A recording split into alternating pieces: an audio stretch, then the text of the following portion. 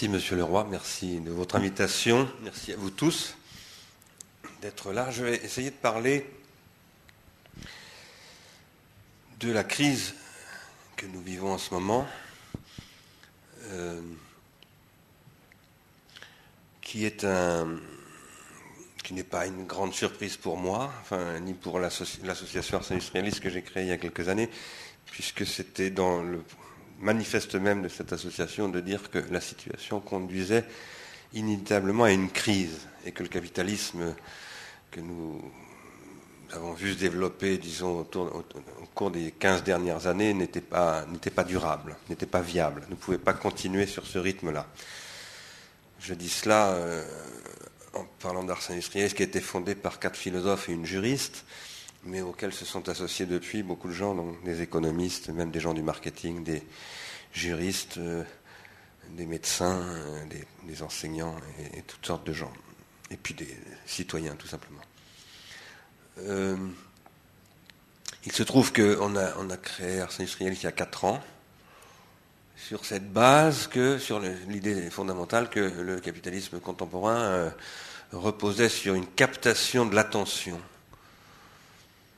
c'est-à-dire de l'énergie libidinale, de ce que Freud a appelé l'énergie libidinale. Autrement dit, ce qu'on appelle plus couramment le désir. Et que cette captation de l'attention, qui était devenue hégémonique, c'est-à-dire systématique, et même, pourrais-je dire, c'est un mot maintenant qu'on emploie en entendant résonner dans ses oreilles beaucoup de choses, systémique. Une organisation systémique de captation de l'attention. Nous posions que cette captation de l'attention conduisait inévitablement à l'inattention, à la destruction de l'attention, à une société sans attention. Et plus récemment, l'année dernière, nous avons fait une série de conférences, et moi-même j'ai publié un livre où j'ai analysé en particulier tout un matériau pédiatrique qui montre que, surtout aux États-Unis, mais maintenant on en trouve aussi des sources en Allemagne, en Finlande, enfin dans toutes sortes de pays, que plus les jeunes générations sont, j'y reviendrai tout à l'heure, captées dans leur attention par les médias de masse et les nouveaux médias de manière systématique, plus ces jeunes générations souffrent de ce qu'on appelle attention deficit disorder, c'est-à-dire perte d'attention, incapacité de se concentrer et même, à un moment donné, perte d'attention au sens où l'attention, c'est la civilité. En français, l'attention désigne la capacité de concentration, mais ça désigne aussi l'être civil, c'est-à-dire le fait d'être poli, d'être prévenant, d'être, comme on le dit en français, attentionné. Nous posions donc en 2005 que ce mode, ce fonctionnement ne pourrait pas durer, et ce qui s'est passé en 2008, ça a commencé bien avant d'ailleurs, ça a commencé en 2005 avec un certain nombre de symptômes, mais ça a commencé à devenir sensible et très probable, très vraisemblable, disons que cette crise allait exploser véritablement en 2007 avec le début de la crise des subprimes, et ça s'est révélé essentiellement le 10 octobre, je reviendrai sur cette date, 2008, d'une manière, on a compris le 10 octobre 2008 au soir en France qu'on était parti dans une crise très grave.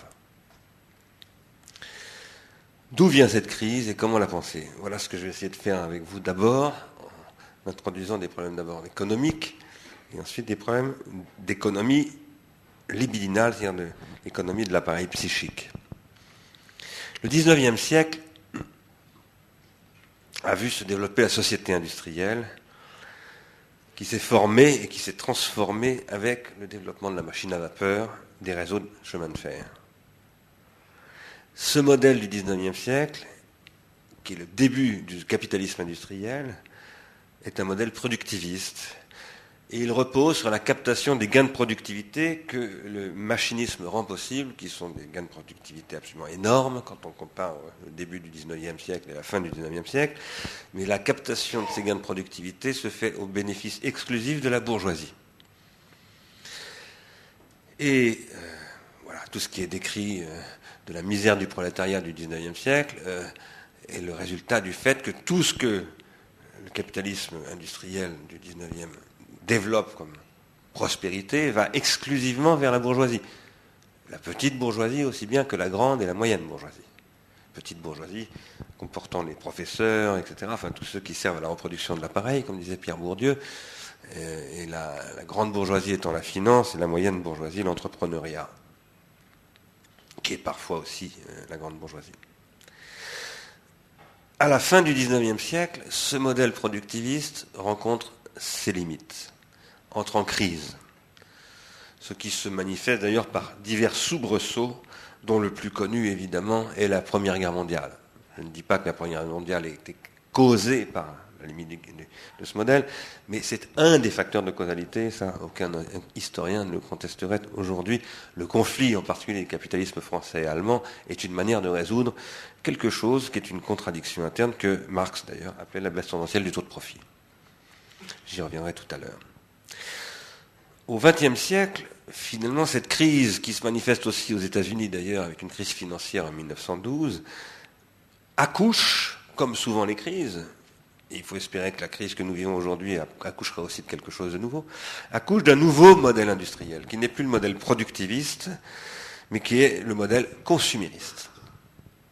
Ce consumérisme, il est rendu possible par de nouveaux gains de productivité encore plus spectaculaires, permis en particulier par l'organisation taylorienne du travail, appliquée à cette époque-là, je parle de 1908, à la métallurgie et plus précisément à la construction automobile. À travers l'automobile, la métallurgie va connaître une mutation de l'organisation du travail, une mutation managériale, qui va se combiner avec des inventions techniques et des conquêtes de savoir-faire à la pétrochimie, en passant par le moteur Lenoir. Et tout ça va constituer le système industriel du XXe siècle qu'on trouve dans le monde entier. Les grandes puissances industrielles, Japon, Allemagne, États-Unis évidemment, France, pour une partie, Suède, Italie, etc., sont les fabricants d'automobiles.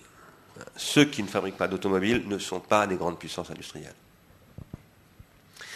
Cette nouvelle productivité qui apparaît aux États-Unis à travers Ford en 1908, pose un problème nouveau au capitalisme, qui est d'élargir les marchés de biens industriels, non plus simplement à la bourgeoisie, mais à toutes les couches de la population. Et c'est donc un progrès social apporté par le développement du capitalisme, qu'on appelle donc le consumérisme, et qu'on va appeler The American Way of Life, puisque finalement c'est l'Amérique du Nord qui va développer ce nouveau mode de vie, qui va appeler ça le mode de vie américain. Pour en donner une illustration, en 1914, Ford produit 250 000 exemplaires de la Ford T en une seule année, ce qui, pour cette époque-là, est absolument spectaculaire. Le développement de la Ford T et de ce mode de production nécessite évidemment de pouvoir vendre les automobiles, y compris, comme vous le savez, c'est ça le Fordisme, aux ouvriers de Ford. Les gains de productivité redistribués aux ouvriers permettent d'augmenter leur salaire, qui permet de faire en sorte que ces salariés puissent, par des emprunts, acheter les automobiles.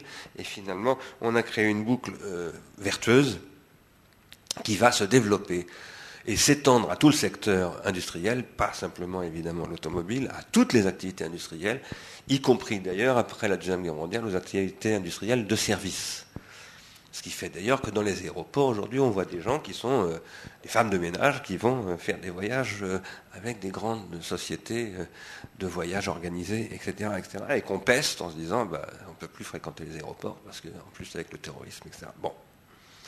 Tout ça est rendu possible, cela étant, non simplement par l'automobile, la pétrochimie et les réseaux routiers, mais par aussi un autre type de réseau qui est indispensable à ce système, qui est les réseaux des industries culturelles.